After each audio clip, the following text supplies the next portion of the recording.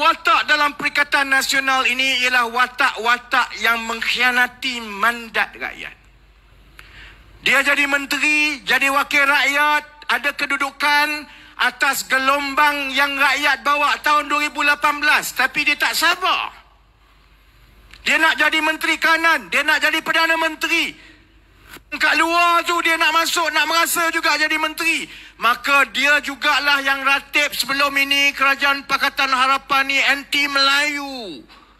Yang ini dikawal oleh China, DAP. Dia jugalah. Yang PAS tu, kalau dulu ada sikit je, Padang Mebok tu dah penuh dah. Angkut semua pakcik-pakcik tua 70-80 tahun. Bubuh dekat situ semata-mata nak jadi kerajaan, saudara-saudari. Konon nak selamatkan negara ini daripada orang Melayu kena pijak. Cukup, saya ingat kita dah cukup dah dengan UMNO sebiji. Ada lagi sebiji macam ini. Yang khianat, yang lompat, yang huru-harakan keadaan.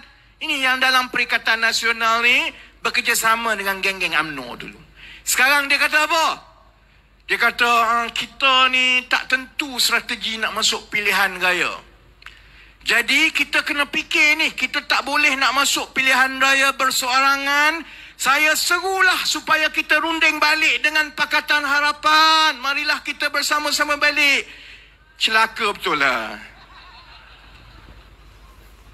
Pakatan Harapan ni ada Cina, kau tahu ke tidak? Tak boleh. Kan kau juga yang dulu kata kalau ada Cina tak boleh. Engkau juga yang kata dulu Melayu-Melayu Pakatan ni kena bully dengan Cina. Engkau juga yang kata. Engkau juga yang kata kami kena khianat mandat rakyat. Kerana taat kepada perjuangan dan perpaduan Melayu itu lebih penting daripada amanah dan mandat rakyat. Kepala otak engkau. Sekarang tak sampai 2 tahun, saudara-saudari. Yang ini juga, yang datang bercakap ni siapa dia? Mursyidul, Ketua Pemuda PAS dan saudari. Kita kena bincang balik. Kalau ada pimpinan Pakatan PKR lah, Pakatan Harapan tak boleh lah marah. Kalau ada pimpinan PKR yang pergi bincang balik dengan geng-geng ni, memang saya akan sepak, saudara-saudari.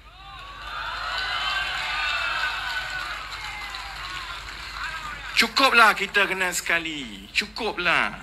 Saya bukan soal kena khianat, dia dapat jawatan tu. Aku tak peduli pun. Soalnya, kalau saya berada di tempat saudara-saudari sebagai rakyat, saya kata kamu semua ni memang malaun sama je.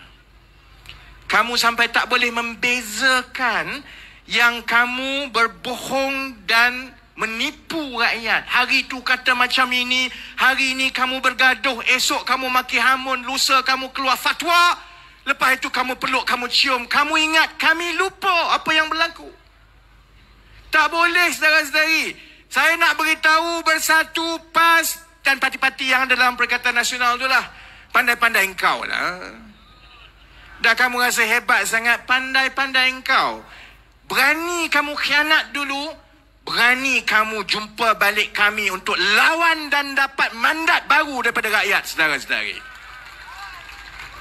Saudara Amin, kalau di Negeri Sembilan, geng-geng ini tak jumpa, tolong sepak awal-awal.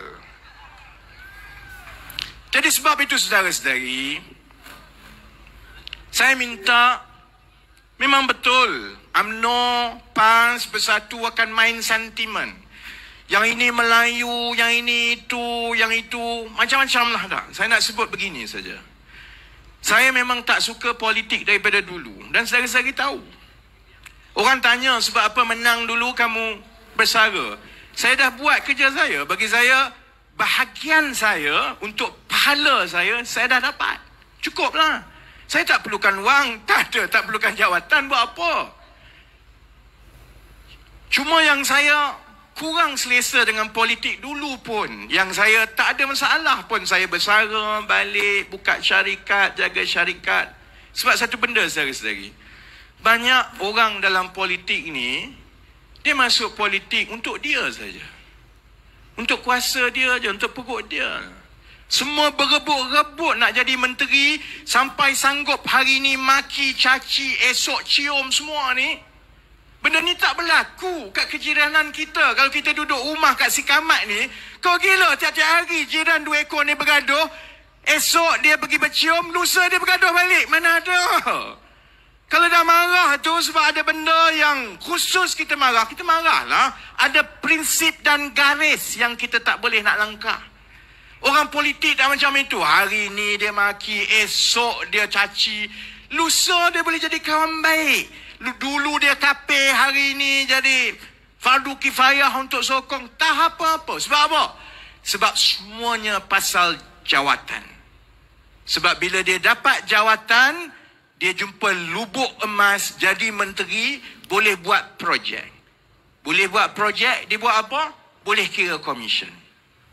Sebab itu kita berada dalam masalah yang ada sekarang ni, cerita kapal perang ni.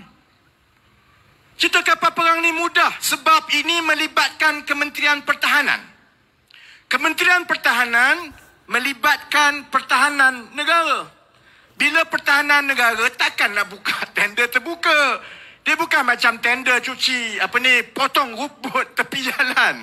Dia tak boleh. Sebab kalau kita kata kami nak bina peluru berpandu sekian untuk tembak sekian, sila hantar tender kamu kat satu dunia. Mampuilah kau, mana boleh. Jadi memang perolehan dan proses tender yang bersabit dengan Kementerian Pertahanan dan Pertahanan Negara dia memang sulit. Masalahnya, bila perkara ini sulit, dia jadi lubuk dan alasan kepada menteri-menteri yang tak amanah, yang fikir pasal diri dia sendiri, untuk dia senyap-senyap, push untuk projek, buat yang ini, buat yang itu, kemudian dia tengok bahagian mana aku boleh masuk. Sama macam kapal LCS ni, Datuk Daniel dekat depan, dia dulu Admiral Laksmana, boleh tanya dia. Tentera laut, tentera darat, tentera udara, dia sama macam kita. Dia akan ada perancangan 10-15 tahun akan datang untuk blueprint pertahanan kita. Maka dalam 5 tahun akan datang, kapal ini yang kita bina tahun 70-an dah tak boleh pakai sebab orang sekarang pakai kapal macam ini. Yalah, macam kita bawa kereta lah, orang dah bawa kereta zaman ini, kamu bawa kereta zaman 70-an, lepas tu ajak berlumba. Mampuslah. Jadi memang perkara ini perkara biasa. Angkatan Pertahanan kita akan ada rancangan kapal apa nak bina, jet apa yang patut kita beli, kemahiran apa yang patut kita ada. Baik. Lepas dia bagi tu, dia kena hantar kepada kerajaan lah. Kerajaan yang baik dan jujur, dia tengok perkara ini dan dia serahkan kepada proses perolehan yang telus.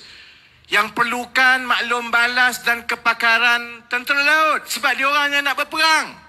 Yang perlukan kepakaran engineering daripada orang yang boleh buat kapal. Jangan kamu order kapal tapi bagi orang yang tak pernah buat kapal. Tapi menteri kita lain, saudara-saudari.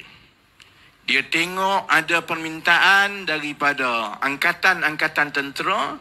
Dia tengok, ting! Ada projek ni. Projek ini projek rahsia. Tak payah buat tender terbuka ke apa ni. Yang ini aku boleh kona. Mudahnya itu je yang berlaku dengan kapal LCS ni. Itu yang belanja 9 bilion, saudara-saudari. 9 bilion, kita dah bayar dekat 7 bilion. Kapal sebiji pun tak ada lagi. Saya nak tanya saudara-saudari, kita patut buat 6 biji kapal. Kita dah belanja sampai 7 bilion. Ada peruntukan 2 bilion saja lagi. Kapal yang pertama tu pun baru 50% lebih je siap. Kapal 2, 3, 4, 5 tu lagilah 2 baru mula, yang tu ada sikit-sikit.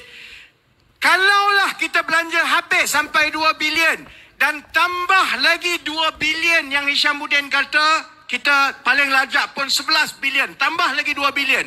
Saudara-saudari rasa berapa biji kapal yang boleh siap? Ingat, 6 biji siap ke? UMNO marah, Bersatu marah bila saya cakap. Kita paling hebat kalau dapat 2 kapal pun dah cukup baik, saudara-saudari. habis macam itu je. Kita takkan dapat dah kapal kita tu. Memang kita lawak, memang saya cerita orang gelak. Tapi sedih, saudara-saudari.